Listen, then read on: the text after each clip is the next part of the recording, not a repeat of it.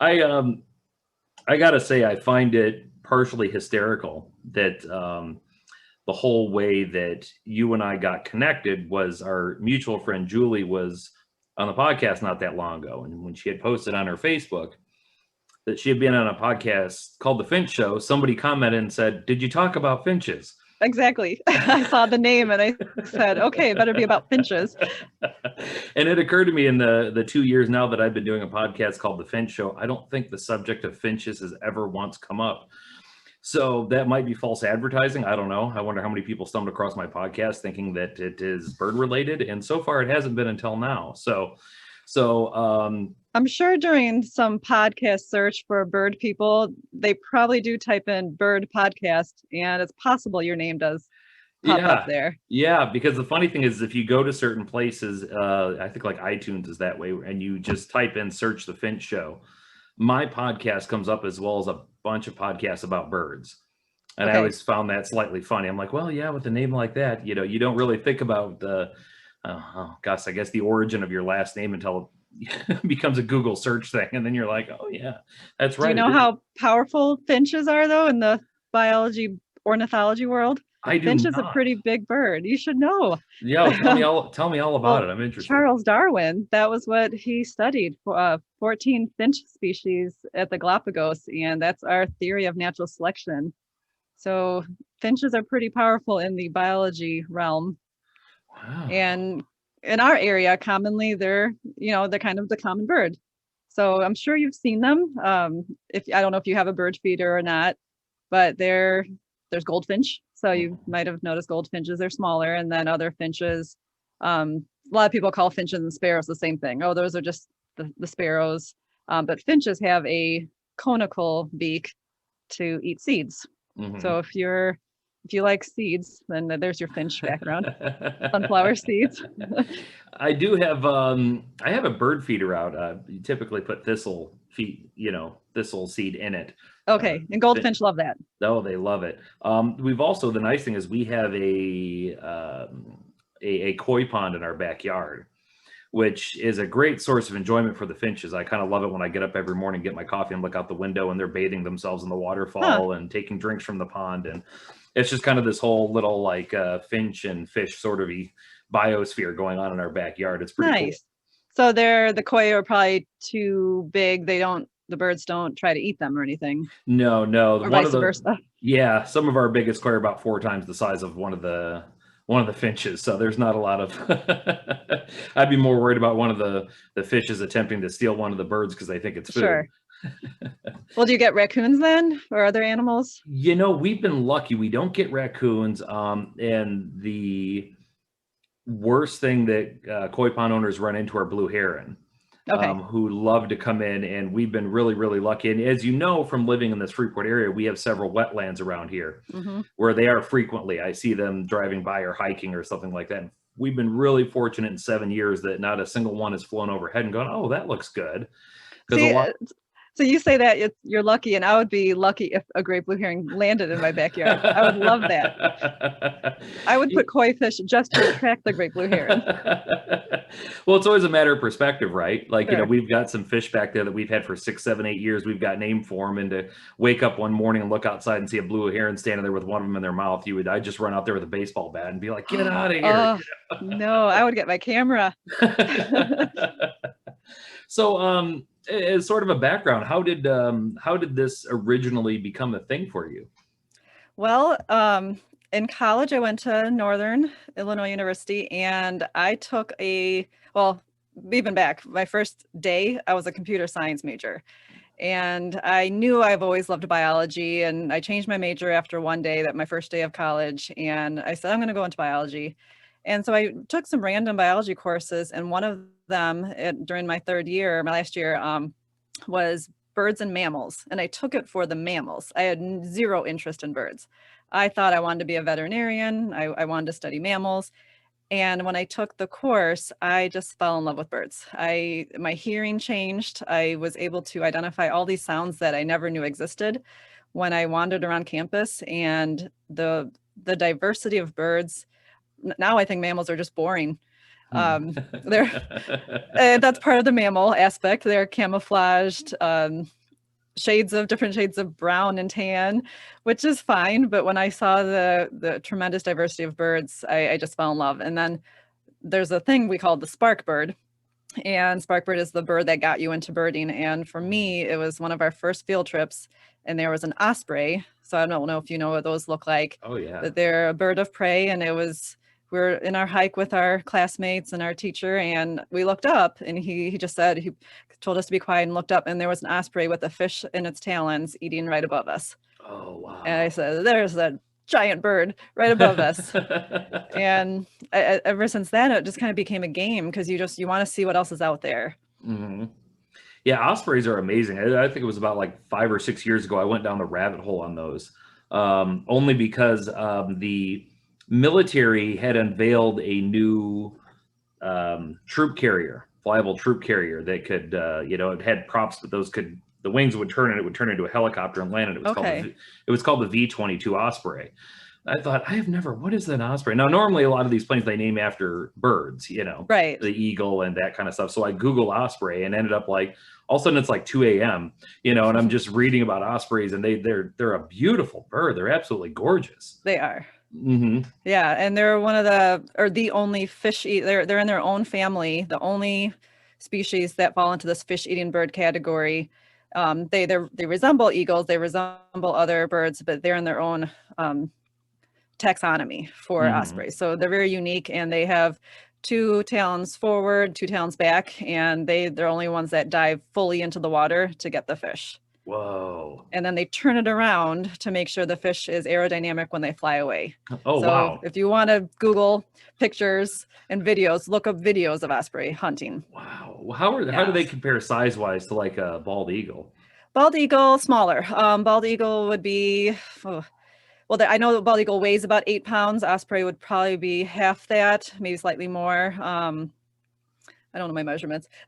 Bald eagle, no one can see that, or if you're watching, but bald eagle would be 1.5 feet, maybe an osprey 1 foot tall, and just very streamlined. They have this kink in their wing that allows them to fly really aerodynamic and kind of streamlined when they dive in. And that's one of the things to look for when you see in the air and you're trying to figure out what it is. They have this little bend in their wing. So it's a good observation. Are there a lot of those in this area, or are they primarily like like a northwest type bird? I haven't seen them in Freeport myself. I'm sure they are around, but most of the ones I've seen are along the Mississippi River. Oh, really? So yeah, you want to go to a water source to find these water birds. But I'm sure here and there they probably fly through, especially with our rivers nearby. But you're not going to find them hovering around a backyard. You'll see them near water sources. Okay. The bald eagle, as I mentioned, that really amazes me. I remember. Are you originally from Freeport? I'm from Ottawa. Ottawa, okay. So near Starved Rock. So at least the area, yeah. I was actually just there not that long ago camping. The bald eagle is amazing because as a child, it was sort of, you didn't really see bald eagles. You would hear about them. Right. And obviously you'd seen videos and pictures of them, but more and more as the years have gone by, they've got to be relatively plentiful, at least relatively speaking. Yes. So that was actually my first bird that I wanted to go into as well. So when I finished Northern, I went to Western to work with the man who studied bald eagles. I specifically, when I was my parents, when they bought their house when I was younger, they had this whole cabinet full of old National Geographics from 1960. For the previous owner just left them there, and occasionally just my biology nerd, even though I didn't know I was going into biology in the future, I would just randomly look at the title and I saw all these really interesting ones. So I pulled out the one that said bald eagle topic, and I was flipping through closer to the time I was deciding what I wanted to do for grad school. And it was probably a 1965 article, but it kept saying Western Illinois University professor Tom Dunstan, who studies bald eagles. And so when I decided where to go, I said, I'm going to Western to work with this person. And I went down there, and sadly though, I met him and he said, oh, there's so many bald eagle studies.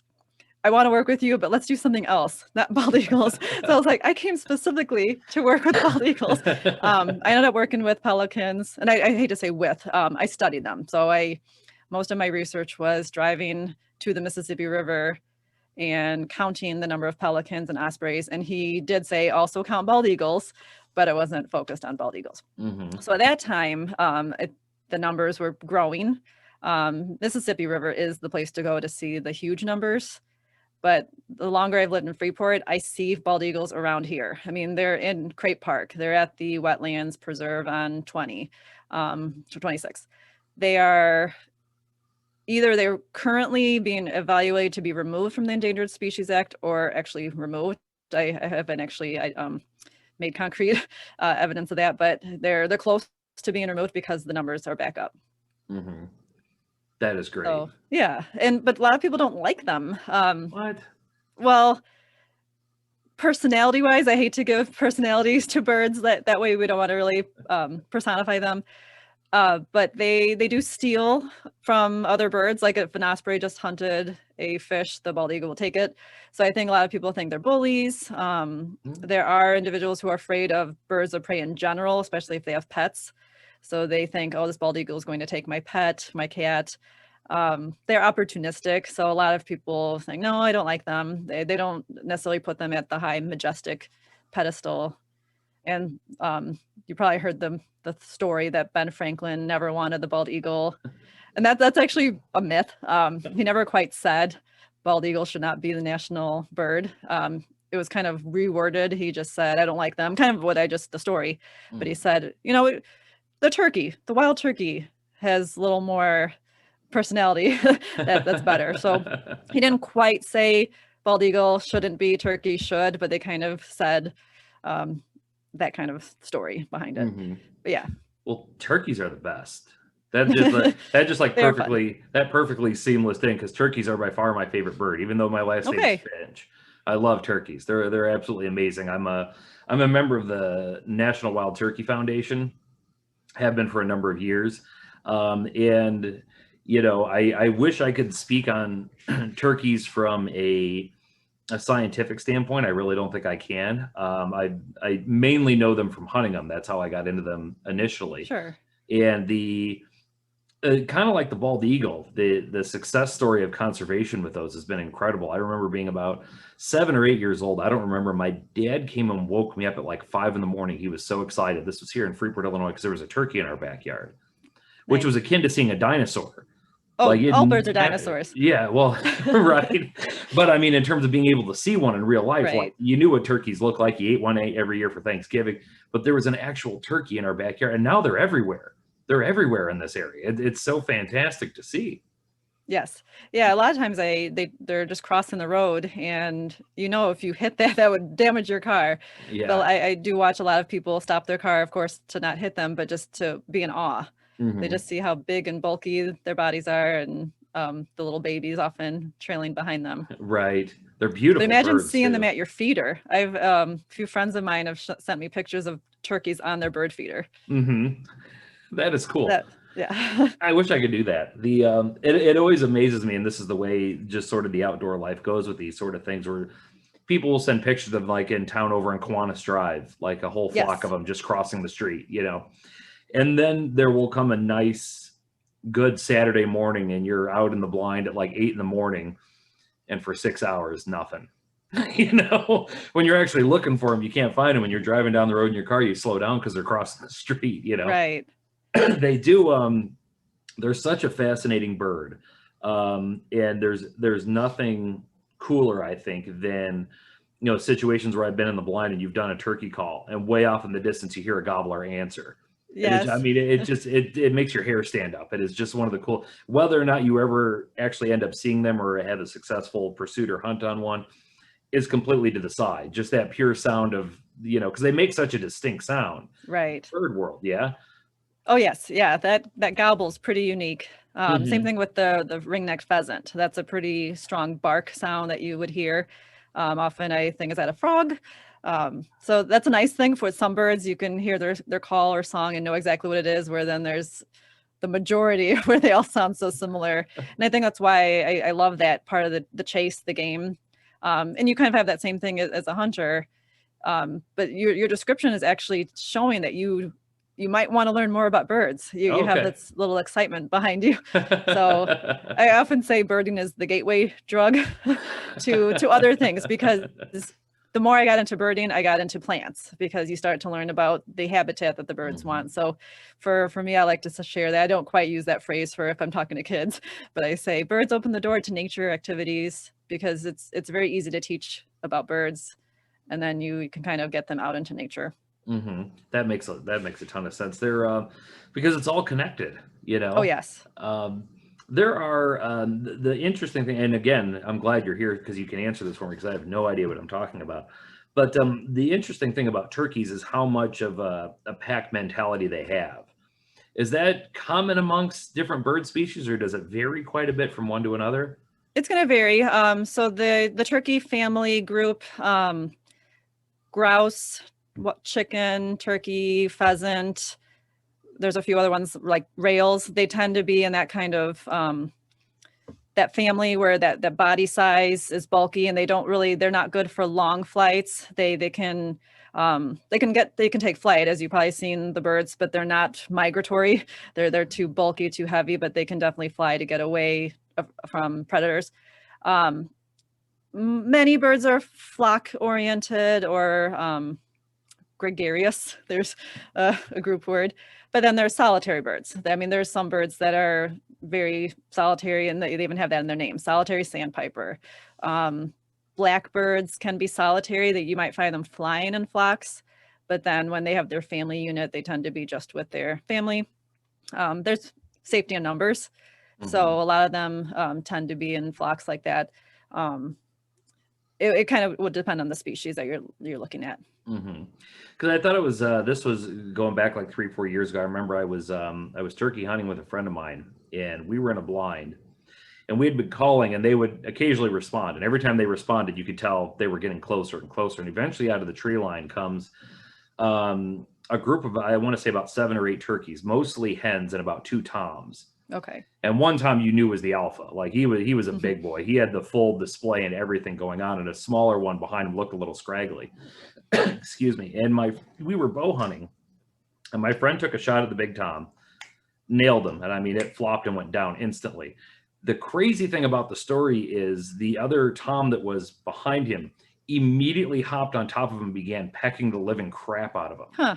You know, it was almost just like, yeah, this is the big guy who's been kicking the crap out of me for how long, and now that you're down, I'm gonna get even with you.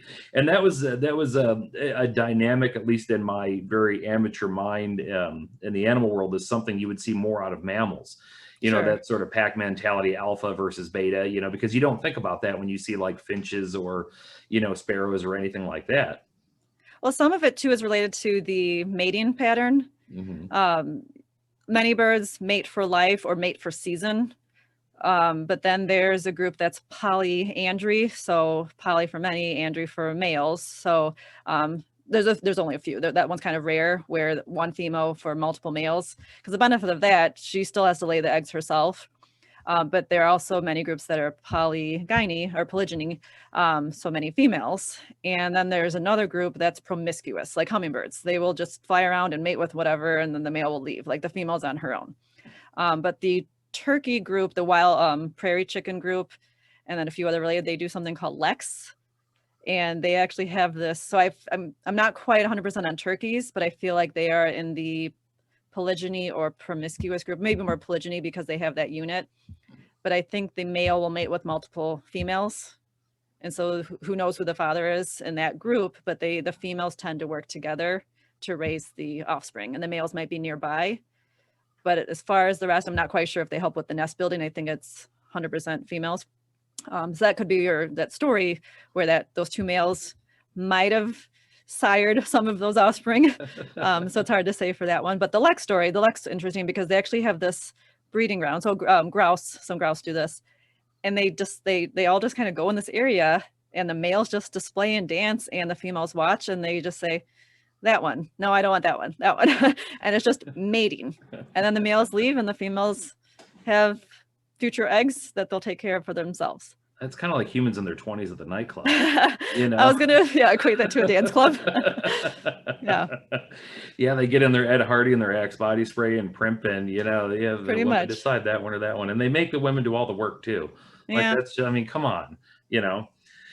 Oh, geez, they are, yeah, they're so much fun, and like I said, it always amazed me the conservation story of that, of how many we had, how many years ago. And now that I think about it, I kind of wish Ben Franklin had actually said that.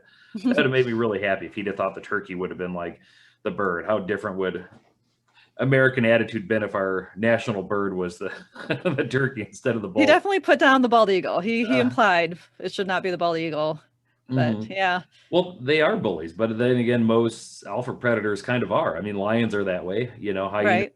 kind of killing lions, like, yeah, that's mine. Yeah. So the aspect of it, the theory, and it is, I guess it would still technically be considered a theory about the dinosaur evolution into birds. Um, that Years ago, that was almost considered like a laughable theory, wasn't it? That birds are dinosaurs or living Mhm. dinosaurs. Yeah. I think so because the word extinction is always associated with dinosaur. So if they're extinct, then birds today cannot be dinosaurs. But the lineage is definitely there. I mean, when we look at birds today, their real definition of a bird is the fact that they have feathers. No other animals have feathers. And then they have hollow bones. But then when we look at fossils and imprints, feathers existed with these dinosaur fossils. And that really and then there's a lot of fossils that are found with nests with eggs, Oh. and that's not unique either because we have reptiles today that have nests. Crocodiles are actually really related to that lineage as well.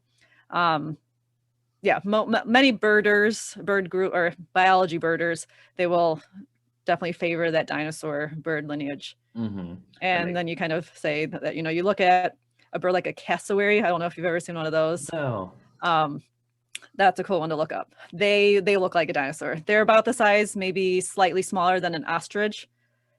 Huge, and then they have blue head, bluish feathers, and a really big horn on their head. Hmm. And if given the chance, if you are nearby, they will eviscerate you if you are Ooh. near their nest. So this is dinosaur right there. This is this giant bird that will kill you, just like any large bird in the past. Hmm. So they're pretty dangerous. I could see that, and I'm almost afraid to Google it because I'm already terrified to begin with of ostriches. Like, as a kid, we see them as these like fun things that run around, and then you get older and you see some of the National Geographic videos of those things jacking stuff up, and you're like, "Ooh, that one! Oh, what's the other one? The shoebill? Shoebill's pretty, yeah, those are pretty gnarly too. Whoa!" I think they're smaller, so Mhm. they're probably about the same size as a human, maybe smaller. I think it's that beak that looks scary, and plus a lot of the photographers love that whenever they're looking face on, so they think that image is showing that they're dangerous birds. I don't think they're out to attack humans. Same thing with even the ostrich. I think most of the danger is you're in the way and they trample you. Yeah. But the cassowary has been known to want to, like, if you're near their nest, they're just trying to protect their babies. Hmm. But shoebills are pretty fun to see, especially when you see them catch a lungfish and it's just hanging from their giant bill. I mean, forget about it. If you were out in the wild, all on your own, no cell phone, no anything, you didn't know anything, and all of a sudden you realize there was a shoe bill staring at you from like 20 feet away. How With you those would, eyes, yeah, how would you would not crap yourself? I don't know, or just scream and run because right? those things are frightening looking. Oh my lord. Yeah, and they kind of, when they walk very human, eerie like. So you Hmm. just see this feathered creature that's walking like a human. I would first time I saw one, my first thought was that can't be real. That's got to be Yeah, something cooked up in a special effects department or something like that to make a creepy YouTube video, and then started googling them and went, "Oh my, oh no, no." Good for them though. I mean, they're out there doing their thing. yeah, yeah. There's actually quite a few birds that you look at and you're like, this cannot be real. Hmm. There's one called the patoo, Potoo, and it looks like someone just took fake yellow billiard balls for their eyes. I mean, it looks so fake, but they are the craziest looking bird. Oh wow. And they Gosh, Madagascar. I don't know where they're from.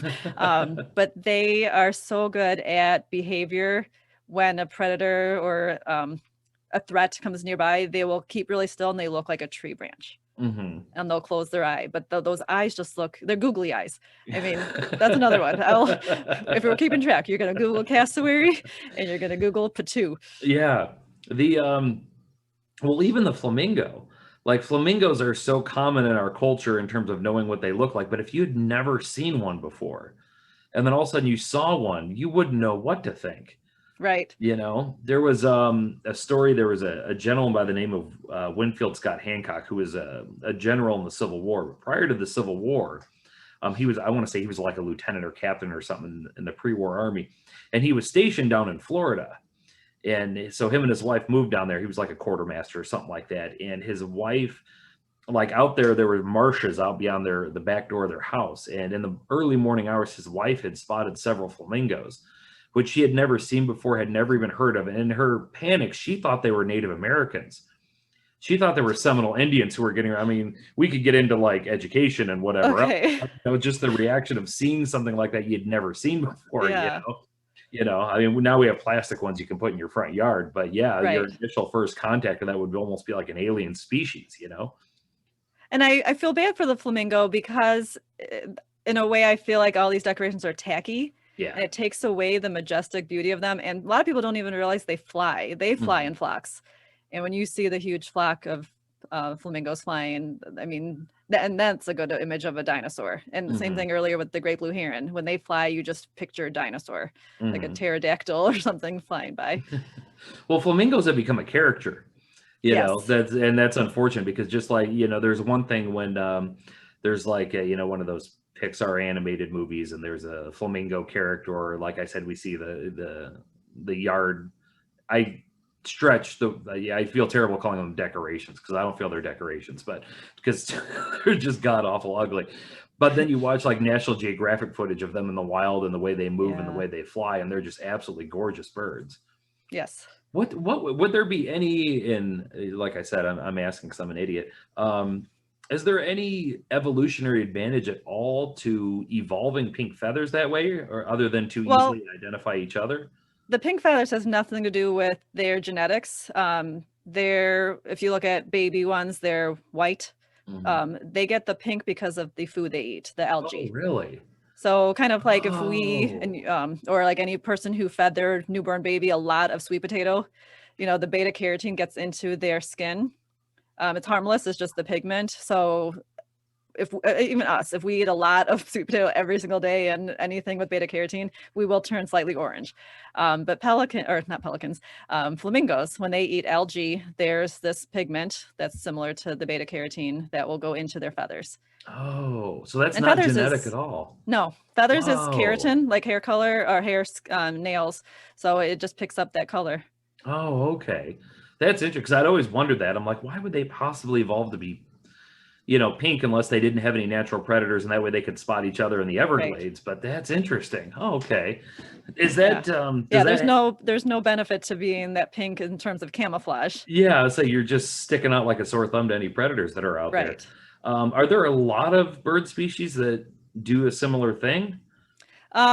So zebra finches, so we'll bring finch. Zebra finch, a lot of people have them for pets, Hmm. and the diet is really important for them. They get that brighter beak, the orange beak with the proper food. But actually kind of thinking about the male and female mating pattern again. So red cardinal, bright blue, indigo bunting, all of these bright blue and bright yellow birds, goldfinch. The male has a detriment because he is brightly colored, but he's brightly colored to attract females. If you often look at the female species of the same ones, they will be, I don't like to use the word drab. A lot of bird books say the male is drab, and I say no, she's subtle. She's subtle. So like if you look at a female cardinal, she's slightly brown. She has a red hint of color, but she's the one that's going to be on the nest more in actually most bird cases. So thinking of the flamingo, it's possible that the male flamingos, the pink color, again, they're not really controlling it with their diet, but they probably, it equates to health. Having good, healthy food, just like sweet potatoes for humans. It's healthier feathers, brighter color, more likely to attract the mate, and more likely to pass on their genes. Mm-hmm. So, But then there are birds that actually make their own pigment. So it kind of depends on which pigment you're talking about. okay. So the zebra finches, that makes them more, the males, that makes them more susceptible to predators, I take it. It could, yes. So they'll be brightly colored, they'll be healthier, they might have less parasites because they're eating a healthier diet, but that bright color will attract their female, but then they might also attract a predator. But that's a good thing about having feathers and wings. Yeah. You can fly away. They're here for a good time, not a long time, right? Yeah. But let me tell you this little fun fact. So blue in nature, blue in birds, blue is not the color that actually exists. So when we see a blue bird, like an eastern bluebird or a blue jay or an indigo bunting, we see blue, but they're actually black. Oh. And every time I tell students that, they're like, no, they don't believe me. And if you crush the feathers or put underneath the microscope, it's black. But what we see is actually just the reflection of light. So blue in nature does not exist except for like 2 to 3 species of like a butterfly. Like there's really no such thing as a blue pigment. Mm-hmm. So blue jays are not actually blue. No, it's all the refraction of all different shades of their existing blues or blacks and grays, and then the bending of light. Oh, somebody needs to call the Toronto Blue Jays and let them know that their whole mascot is a load of crap. That's interesting. The one bird that's extremely prevalent out here that I don't know a lot about is the blackbird. Like ever since you were a kid, everybody be like, "Oh, those are blackbirds. Oh, those are blackbirds." Okay, so red-winged blackbird. Yes, so, plenty of those. Yes, because that's the thing. Yeah, the thing about bird names is like robin. Like we say robin and we might think of our robin in our country, but then there's a robin in Europe called a European robin. Mm-hmm. So we try to always, I try not to correct, except for my students, you have to say the full name, American robin or red-winged blackbird, because there's also a yellow-headed blackbird.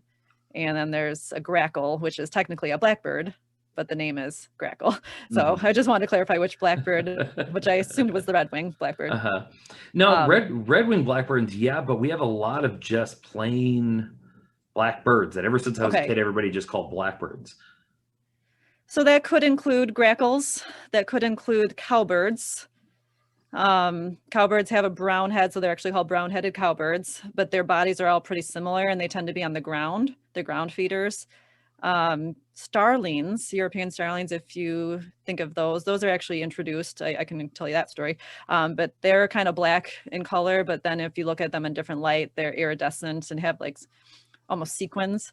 So it's possible that the phrase blackbird is more of these congregating birds with those dark feathers, but there could actually be 10 species in there. That's what I always wonder, if it just blackbird didn't just become a catch-all for dark birds that nobody wanted to bother to identify. Right. Yeah. Because the red-winged blackbirds, those are plentiful and they're gorgeous birds. I think, you know, you can always see that red and yellow band of them just like zipping by and you're like, oh, there they go. There they go. And those are only the males. The females are actually brownish and black and they have stripes. Oh, really? Yes. Wow. Yeah, so she's going to blend in more with, they're in marsh areas, so that's why they're pretty common where we live, because of we have the wetlands areas and roughly prairie areas that they like. But the female is going to have, so that's another example. The male will mate and have his little territory, and he'll kind of leave and she's kind of on her own. He does protect a little bit, but I think she's more of the major nest person. But if you walk by, they're the ones that are going to dive bomb you. You know, they don't want you near their nest. So a lot of my running friends don't like them too much because they're running around Highland or bike path and these red-winged blackbirds will attack them. Yeah. Like Carla Jeffrey, she does not like the red-winged blackbirds. I've been dive bombed by them a few times out in the wilds when you're hiking through the woods and all in your camo. Especially, it's even worse because you're about to go climb a tree, you know, especially when you haven't been out to your stand in several months and you're heading out there and all of a sudden, they're buzzing the tower, man. They're zooming. You're like, oh, okay, that's, I'm a little too close for that. I remember, gosh, this made me think, the closest experience I'd ever had with the bird, probably going back 20 years ago. And I was at a cabin in Spooner, Wisconsin. And out in the middle of this lake was a little tiny, I don't know about calling it an island, but it was a rocky outcropping that was out in the middle of the lake with one giant dead tree in the middle of it. And at the top of it was a bald eagle's nest. Nice. And it was really cool because you could get up in the morning. We were staying at this cabin and drink your coffee, and you could see the bald eagle was out there circling and skimming the water surface. And it was so cool when it would go down and snatch a walleye or a bass or something. And me being at the time very photography minded, I decided I was going to go out and get a good picture of this bird. I was going to get in the boat. I was going to get as close as island as I could and get a good picture of it. And I was wearing essentially a cowboy type hat. And I'm in this little tiny boat with this little engine, and I'm motoring along. And as I get about halfway there, I see the eagle leave its nest. And I'm like, oh, I'm going to get some cool pictures. He's going to go out hunting. You know, maybe I'll get something really, really neat. As the further I progress, the more he is circling closer and the more he is circling lower, namely to me. You know, and your brain doesn't really connect sometimes as fast as you wish it would, you know, because all of a sudden I completely lost sight of him, and I'm looking all around trying to figure out where he is. And I hear this whoosh and this wind on the back of my neck as my hat gets knocked off as it zoomed in behind me, probably less than a foot from the top of my head. And immediately I went, oh, message received. Okay, I'm getting a little too close. And I immediately turned the boat around, and how much he was circling corresponded to how close I was to his nest. And by the time I got back to shore, he was up in his nest. And I'll never forget him flying over my head and me being almost eye level with his feet as he came down over top of me. And when you see those claws that close up of a full grown bald eagle, you're like, that's not something I want to mess with. No, thank you. I never got a good picture. So I'm going to correct you too. Talons. We're going to say talons. Talons. Yes. And it could easily be a she. So it could have been she didn't want you near the nest either, but both of them will take turns with the nest. So who knows which one was trying to get you. But it didn't like me. I could tell you that much. It was not happy about me getting that close to the crib. That's for sure. So I've worked at Atwood Nature Center for a short period of time in Rockford, where they have birds of prey, and the bald eagle is one that I help with the exhibit to feed. And we often feed it because they're in these enclosed areas. They don't give them live prey. This particular bald eagle, I think, was hit by a car 20 years ago. I believe they still have it. So they live quite a long time in captivity. But when I'm right next to it, and those talons freak me out. They are, oh my gosh, bigger than my thumb. I mean, they're huge, and they're not even the biggest bird of prey. I mean, there's one called the harpy eagle, which is huge. Really? But this one scares me. Even I think it doesn't like, I think it senses my fear of coming right next to it, but I'm holding this dead rabbit to feed it. And I just kind of plop it down, and then it just stands in it and rips the fur off and devours it. But that's a little thing to watch when you watch a bird of prey eating their food. That's animal. That's a little scary. They don't have our hang-ups about needing a fork and a knife and it looking neat on their plate. They just do their thing, man. And they use their tools that way. They use their beak and their talons. That's their knives and forks. Mm-hmm. What was the other eagle that you mentioned? Harpy eagle. Harpy. Where's that at? South America. Okay. So you will see them eating their prey. So bald eagle eats fish, maybe small animals. They often eat roadkill. Prey is different in South America. They're going to eat sloths and monkeys. That's how big they are. Oh my God. Oh yeah, they're huge. And they have really big tufty feathers in their head. And so the photographers love getting that image of this harpy eagle looking at you with those deep eyes and the messy feathers, like it's going to hunt you. Kind of like the shoebill. Yeah, forget it. I had, because I had heard of the Haast eagle before, now long since extinct, they believe, that apparently lived in Europe and was absolutely massive. Have you ever heard of that one? I have not. That is one new one that I have not heard of. Yeah, and it's one of those. It's hard to tell because from what I've read, there's a lot of gray area between science, what's understood, and legend. You know. Yeah. Because from what I understand, they existed at the same time that humans did. They weren't like super prehistoric, but somewhere around, well over 1,000 years ago, they went extinct. But, the word was that they would frequently steal emus. Like it wasn't uncommon for them to swoop down and grab one and just fly off. So people were terrified that it would steal children because apparently it was big enough. Fossils they have of it. It'd definitely be big enough to pick a 4 or 5-year-old child and fly away and not even think twice about it. If that is another thing to keep you awake at night when you're a parent.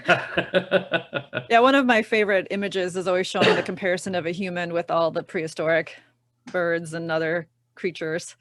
Yeah. Just how big they were before the little tiny goldfinches we see today. Right. Yeah. Do birds do relatively well in captivity? Um, it might depend on the species. So some the stress level, some of them will just not do well. But if you think about birds in captivity, they are being constantly fed, and they're not having to waste energy to hunt. They're being sheltered typically from the extreme weathers. Like at Atwood, they keep them out year round, because they're native to the area. But the turkey vulture that they have there is not native to North Illinois. So they actually bring that one indoors during the winter, because turkey vultures in our area, Freeport, they migrate to Southern Illinois. So that it kind of depends on species. But I want to say bald eagles in captivity might live 40 years, but in the wild might be 30, 20 to 30, because you have injury, you have to hunt for your food, you have the weather extremes, versus a building versus someone feeding you daily. You know, it's they probably do feed daily themselves, but they had to work at it. So their energy, and having to not only defend themselves, you know, from cars and people, and you know, people might still try to hunt bald eagles. You will get major in trouble for that. But I've heard of a few cases here and there of people shooting bald eagles and then get arrested for that. There was there was an old joke I remember my dad used to tell me about, this cop who caught a guy hunting a bald eagle, you know, and he was taking him back to the station in the back of his car, and the cop couldn't help himself, and he just said, I just got to ask, what does bald eagle taste like? And the guy said, a lot like spotted owl. Oh no. That's terrible. Speaking of which, owls, on the other hand, those are fascinating to me. Just, I mean, especially some of the barn owls that are just absolutely massive. Yeah. Great horned owl and barred owl are our two common ones. And then barn, B-A-R-N. I haven't seen any in our area. Weird to say. I mean, they're named barn owl. Of course, humans created that name. And you're like, what's their natural habitat? Is it a barn? It's hard to say what their natural habitat was. I always see this meme floating around saying barn owls, then humans came and made barns, and barn owls are happy. But now the old barns are being destroyed or falling apart. So I don't know if they're just cavity nester birds, but they're definitely lower or threatened to be endangered. But great horned owl, I mean, they look massive, and this goes with most birds. It's the feathers. So when I've held a great horned at Atwood, and it's 5 pounds. But the barred owl, so that one has streaks on its breast, 3 pounds. So whenever I used to work with them, I'd always prefer the barred owl, because we usually have to hold them for about 30 or so minutes, and they're light, but after 30 minutes, you're like, okay, my arm's kind of hurting. So I always do better with the barred owl because they're slightly lighter. But that size, they mammals do this too. They fluff up to look bigger, to kind of give you a threat back.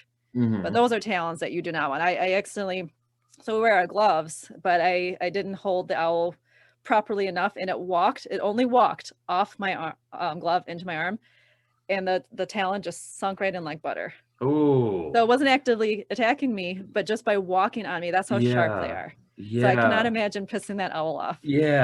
Gosh, and I don't know the species. I remember about 2 years ago, I was up in a tree stand, and I'm in full head to toe camo, the whole thing, and it was I remember it was slightly after 4:30, like there was just the tiniest bit of sun left, because we were in mid-November at this point in time, and an owl came in and attempted to land on me.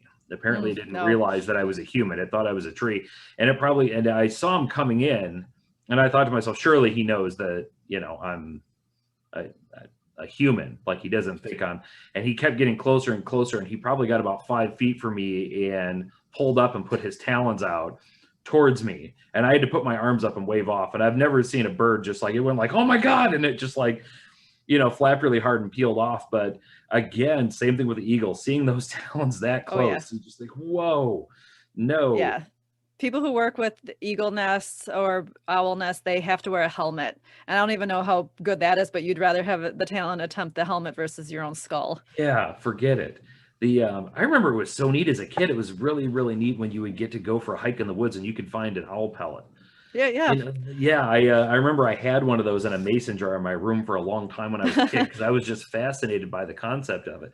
And to people who are listening and or watching who don't know, and you're the expert here, not me, but it involves an owl devouring a mouse, and everything that they can digest gets pulled out of that except for the hair and the bone, which kind of gets compacted, and then they regurgitate that back up correctly. Correct. Yeah. Yeah. So we often hear the phrase owl pellet, but bald eagles make a pellet. Any Oh, bird of really? prey makes pellets. So I'll give you this little science. So the bird digestive tract is slightly similar to ours. They do have a stomach-like chamber, and but we typically say crop and gizzard. So people who like gizzard, you're eating the grinding organ of a bird because they don't have teeth. No birds have teeth. So when a bird of prey, such as an owl, owls are capable of eating, depends on the size of the prey, of either swallowing the whole mouse whole, or they would, like I described with the bald eagle, stand on it and rip it apart. But a lot of the chunks of the fur or feathers, because some birds of prey eat other birds, they are not digestible. So the crop will store and soften the food, and the gizzard grinds it. But there's kind of almost like this imaginary net. So the contents that can digest will keep passing through, but the undigestible materials of the feathers, bones, they have to regurgitate. Mm-hmm. So a bald eagle pellet is not as easy or fun to dissect for children because it's usually fish material and it stinks. Same thing with turkey vultures. I've had a turkey vulture. We drove it to the mall for a bird show in Rockford, and on the way the vulture decided to vomit in the cage, and it stunk up the entire van for our drive. It's just, yeah, the stomach acid anyway. But bald eagles, red-tailed hawks, all of them will have pellets, but with I think with owls, their diet is a lot more mammal, so the feathers keep it a little more compact. Now, if you find the pellets in the wild, be aware of it's probably full of bacteria and gross biology stuff. But like schools, they'll order them, and they've usually autoclave them or bake them to make them cleaner. Oh man, we didn't think about that as kids. You'd go out there and pick it up right with your bare hands and hand it to your buddy, and he'd hand it to his buddy, and then you'd sit and eat peanut butter and jelly sandwiches. It was just wash your hands. Right. There's as I switch topics here, because this is something I definitely want to cover. There's a bit of an issue going on right now in the United States with a bird virus that revolves around people's reluctance to remove bird feeders. Am I understanding that right? Kind of. Yeah, I don't want to say it's humans' fault. So bird feeding and wildlife in general, we say don't feed wildlife. You don't want skunks in your yard, you don't want raccoons, but for some reason feeding birds is okay. That's just the first thing I always notice, like, why is culturally feeding birds okay? So people who feed birds, they get enjoyment. I call myself a birder, but there's people who are backyard birders. They want to enjoy the birds in their backyard, but birds are fine without us. Mm-hmm. If we stop feeding birds, they will be fine, other than the fact that we've destroyed their habitat. So, but in most cases, if they have the natural food sources, they'll be fine just without us. The issue that we're seeing is because in nature, birds will find their food here and there, and they're not congregating, even if they're flock birds. When humans want to feed birds for their enjoyment, to bring them to their home, you're causing this congregation. Think of COVID, people, disease will spread. They're sitting on a feeder, they're pooping on the feeder. And if another bird comes by, that poop has a parasite in it or bacteria. We don't know yet. The scientists don't know if it's a virus. They don't know if they've already ruled out all the common threats to birds, because bird disease is not new.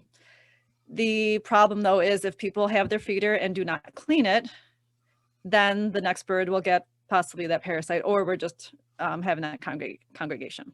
So East Coast is kind of where we started seeing it, early spring, where these birds were just getting this eye crusty blindness and neurological symptoms. So here, let me go to finches. So there is a common disease in finches that's a conjunctivitis, like pink eye for humans. Okay. They've ruled that out. They've already seen it. They saw these birds with this thing. Oh, it must be this particular conjunctivitis, but unfortunately it's not. And I say unfortunately because if we knew, easy, we can probably figure out how to help.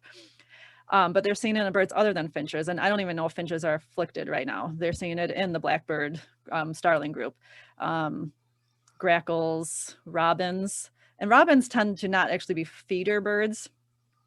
But the one theory is it's the cicadas. So because it's on the East Coast, when those cicadas, 17-year-old cicadas emerged, they were thinking, well, maybe these 17-year-old cicadas have been accumulating human-caused pesticides.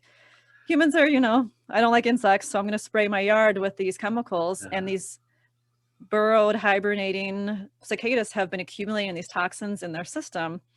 They've all emerged. These happy birds are having this buffet of cicadas, and they think that could be a culprit because of just the correlation with the cicadas. But we don't want to associate correlation with evidence. So back to the bird feeders, though. Because scientists are trying to buy some time, like, let's figure this out, they're asking people in these reported areas. So Illinois has not had reported saying Illinois has had these cases. However, I'm hearing a lot of my birding friends saying, no, I've seen one. But the IDNR has said, well, we want more reports if you see 5 or more dead birds in your area. So Illinois has not really said take down your feeders. But other states have, because they think, well, if it is something that's communicable that way, let's help them out. But here's the human selfishness, I'll say. And using the phrase, well, those are my favorite birds. They come to my yard. I want to feed them. I want to watch them. The birds I see don't have this. I think they're okay. And so I think it's just that whole, I don't want to take away my enjoyment of the birds this spring and summer. I'm going to do it until I see it myself. Yeah. And I've already told people, I mean, it's kind of foolish to say, well, it's in Illinois or Indiana. It's in Ohio. Wisconsin's already telling their community to say, take down the feeders. Why are we saying it's not Illinois? These birds could easily have it. I don't feed birds in the spring and summer anyway, because they don't need us. It's actually common for all diseases for birds. Hot, humid summer, fungi accumulate in the old birdseed. That's another issue. A lot of people leave the birdseed too long and it's underneath, and then you get these mold spores. So there's another disease we're causing for these birds. I personally encourage people, if you want to feed birds, winter is the best time, because snow cover, it's harder to find seeds for the seed-eating birds like finches and cardinals.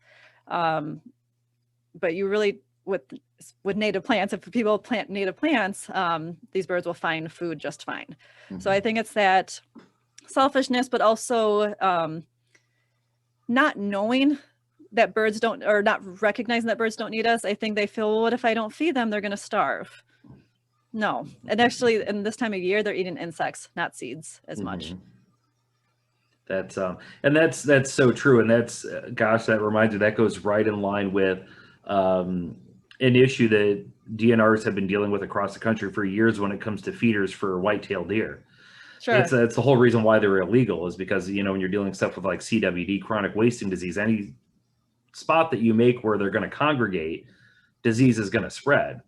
And you get the selfishness, because even though it's illegal, people were like, I don't care, I want a big buck this fall. And so they just put the feeders out and they come and feed. And, I've often said that when it comes to conservation, you have to care a lot more about the species than you do one or two specific animals.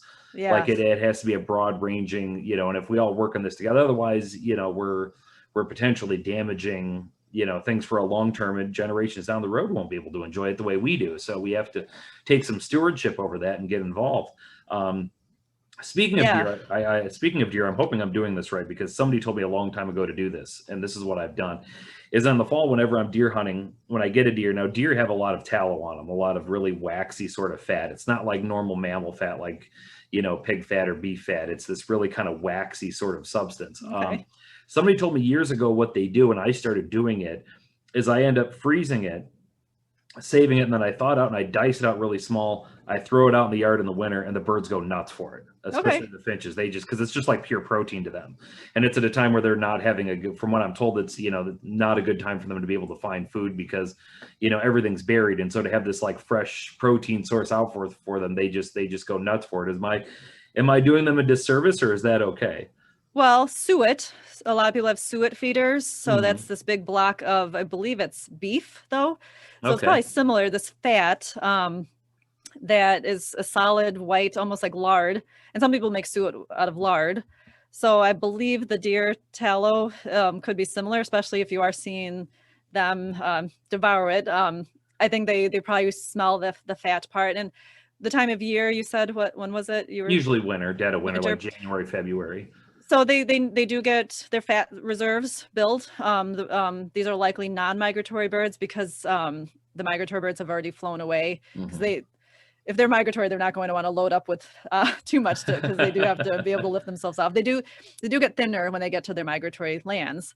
But yeah, these are probably typically birds trying to get their insulation layer that way. Now going to chronic wasting though, that and I don't know if this is true or not, but now I'm concerned maybe is it possible for chronic wasting to be in that fat? Maybe not because it's more in neurons.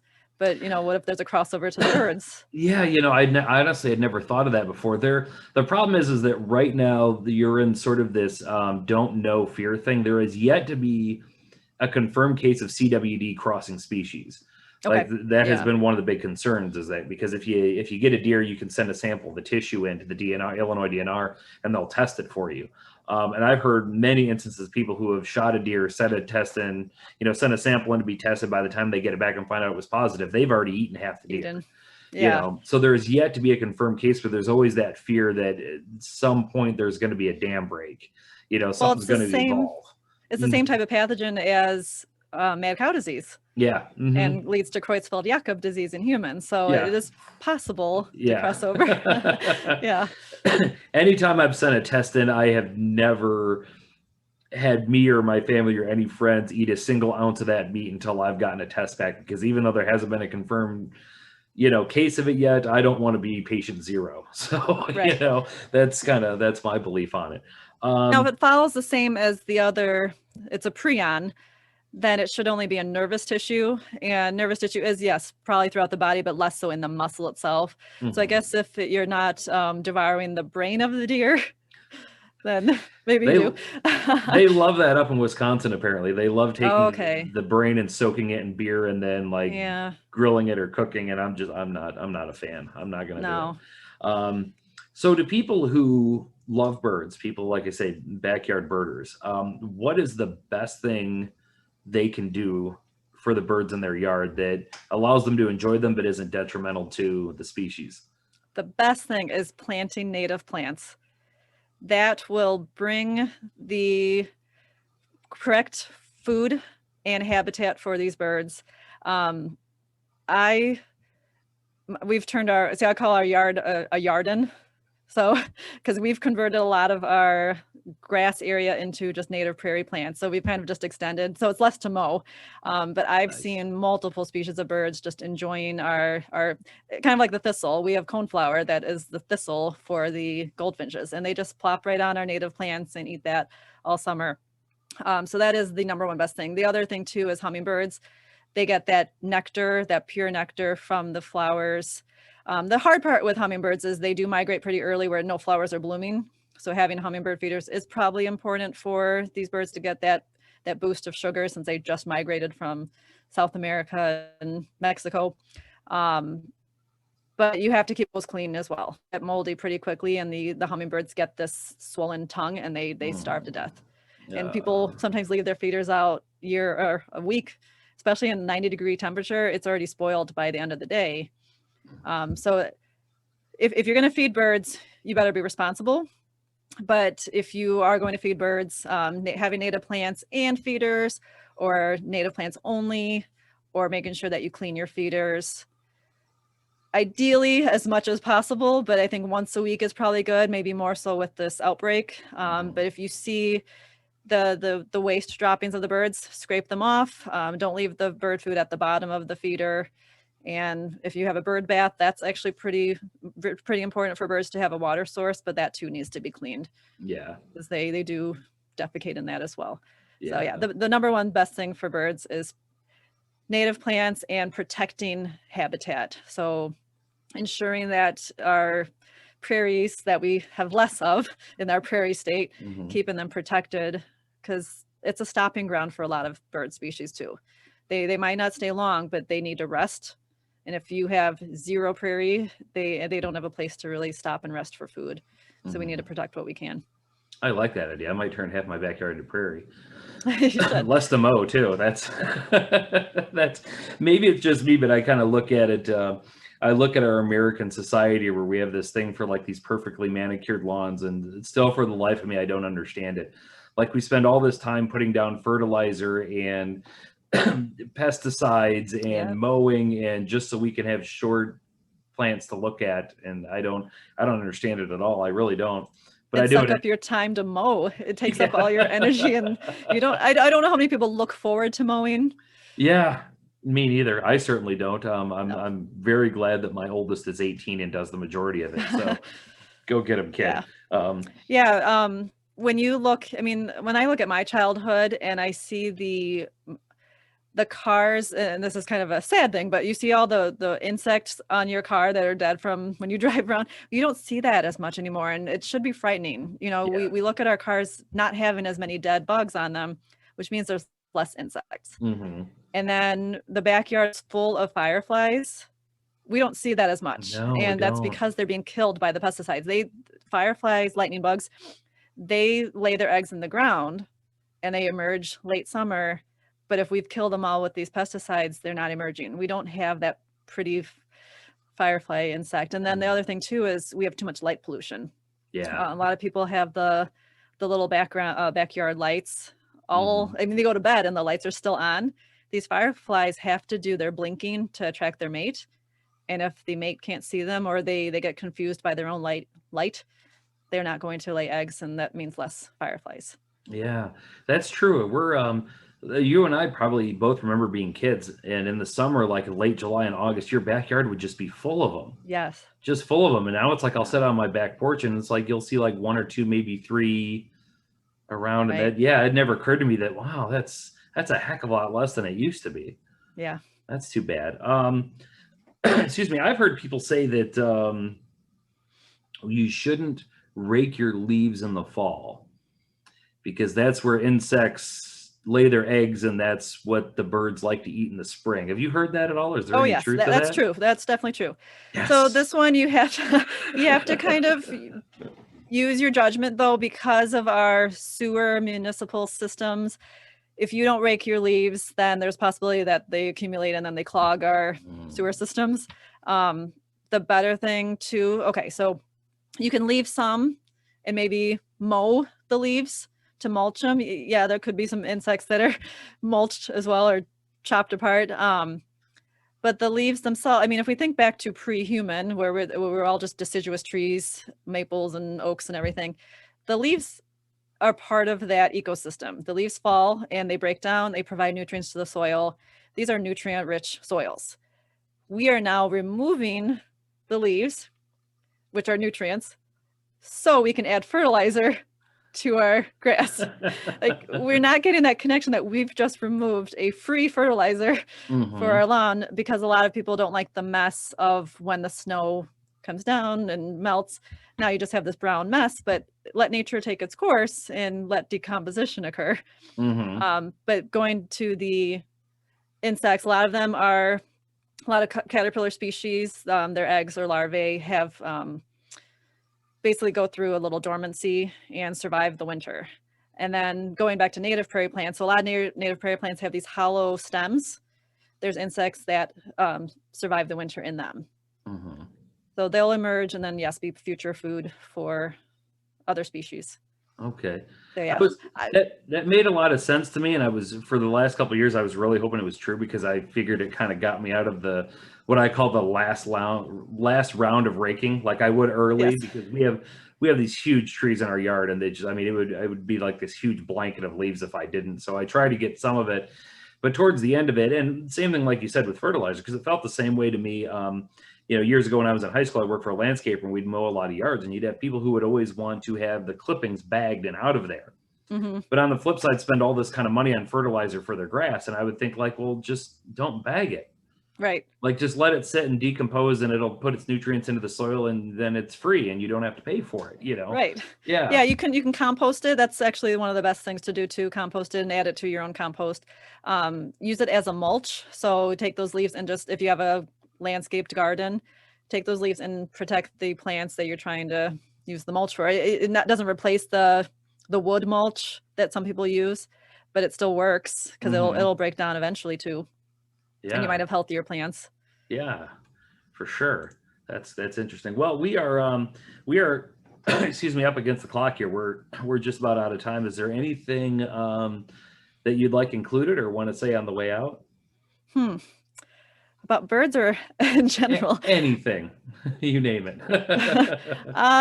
Yeah, just I think it's important that people just take a moment, put away their devices, and just go for a walk and see what's out there and listen to the bird song. I think the scary thing is that we might not have that in the future. And if you are feeding birds with a bird feeder right now, take them down, please. Just listen to the scientists. That's easy to say, to listen to Yeah, the scientist about disease, and just let's protect our birds. And join the local Audubon chapter. for That's the big sure. one I'm a part of, Northwest Illinois Audubon Society. I'm going to plug them. Okay. Well, all right. Well, Juliet, I want to say thank you. Thank you for taking the time to come on the podcast. And yeah, hopefully we'll catch you again another time. That sounds good. All Thank right. you. Thank you.